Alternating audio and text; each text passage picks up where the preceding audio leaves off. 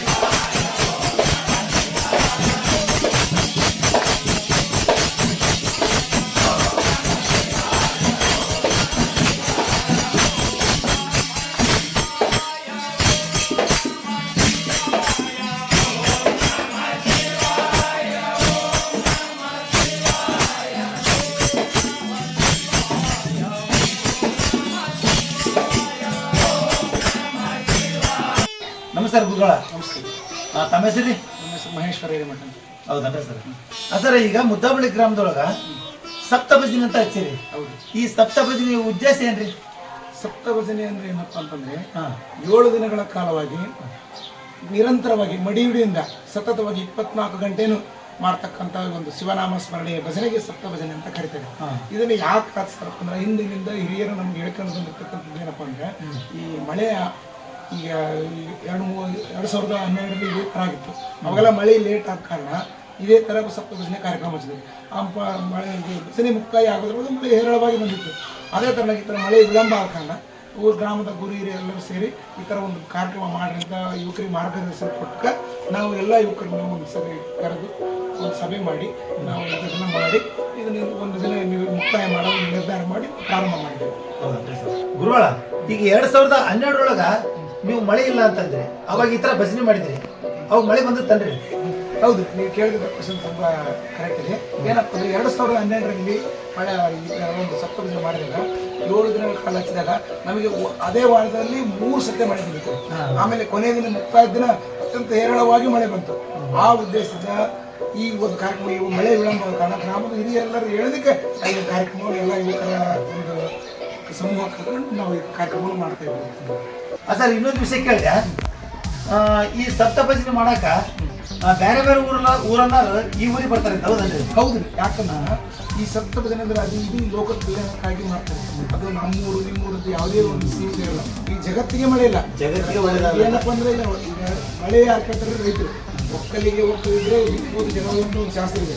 ಆದ್ರೆ ಈಗೆಲ್ಲ ರೈತರೆಲ್ಲ ಬಿಟ್ಬಿಟ್ರೆ ಎಲ್ಲ ಬಿಚ್ಚಿಬಿಟ್ರೆ ಎಲ್ಲ ಬಿಕ್ಕತೆ ಬಿಟ್ಟವು ಎಲ್ಲಲ್ಲಿ ಆಗೈತಿ. ಆ ಉದ್ದೇಶದಿಂದ ಎಲ್ಲ ರೈತರು ಸಹ ಇವತ್ತು ಒಂದೊಂದು ಊರಾಗ ಅನಾನುಕೂಲತೆ ಇರ್ತೈತಿ, ಏನೋ ಒಂದು ಅದಕ್ಕೆ ಎಲ್ಲಿ ಕಾರ್ಯಕ್ರಮ ನಡೀತೈತಿ ಅಲ್ಲಿ ಹೋಗಿ ನಮಗೆ ಈ ಪಕ್ಕದಲ್ಲಿ ಇರ್ತಕ್ಕಂಥ ಬಂಡವಾಳ ಆಮೇಲೆ ಮತ್ತೆ ಮೈನಳ್ಳಿಯವರು ಇವತ್ತು ಮೈನಳ್ಳಿಯವರು ಬಂದು ಭಜನೆ ಮಾಡ್ತಾರೆ.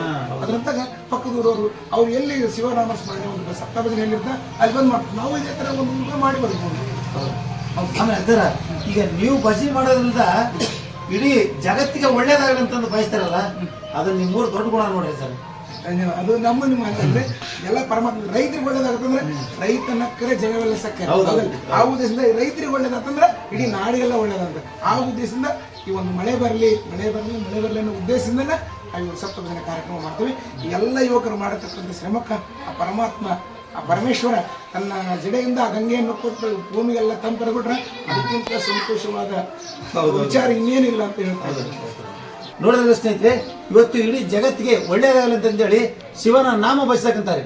ಹಂಗಾಗಿ ನೀವು ಕೂಡ ಶಿವನನ್ನು ನೆನೆರಿ, ಆದಷ್ಟು ಬೇಗನೆ ಮಳೆ ಬಂದು ಇಡೀ ಜಗತ್ತಿನ ರೈತರ ಮುಖದಲ್ಲಿ ನಗು ಬರಲಿ. ವೀಕ್ಷಕರೆಲ್ಲರಿಗೂ ಧನ್ಯವಾದಗಳು. ಸಪ್ತ ಭಜನೆ ಇದರ ಉದ್ದೇಶ 24 ತಾಸು 7 ದಿನಗಳ ಕಾಲ ನಿರಂತರವಾಗಿ ಈ ಶಿವನ ಧ್ಯಾನ ಮಾಡ್ತಾರೆ. ಯಾಕೆ ಮಾಡ್ತಾರೆ ಗೊತ್ತನ್ರಿ? ನಾಡಿನೊಳಗ ಮಳೆ ಇಲ್ಲ, ಜನ ಮಳೆಗೋಸ್ಕರ ಮಾಡ್ತಾರ.